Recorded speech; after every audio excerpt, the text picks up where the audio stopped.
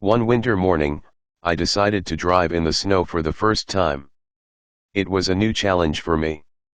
The roads were covered with white, slippery snow, making it hard to see the lines and signs. Before starting, I made sure my car was ready. I checked the tires, lights, and brakes. I knew it was important to be prepared. Driving slowly, I felt the car slide a little. It was scary but exciting. I learned to keep more distance between my car and the one in front of me. Stopping took longer on the snow. I also found out that turning the wheel gently was better. Sudden moves made the car slide more. After some time, I became more comfortable. I understood how to control the car better in these conditions.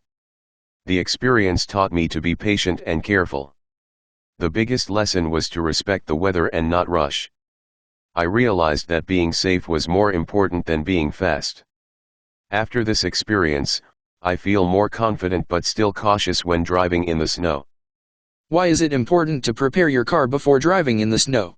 What did the writer learn about the distance needed between cars in snowy conditions? How did the writer's feelings change during the drive?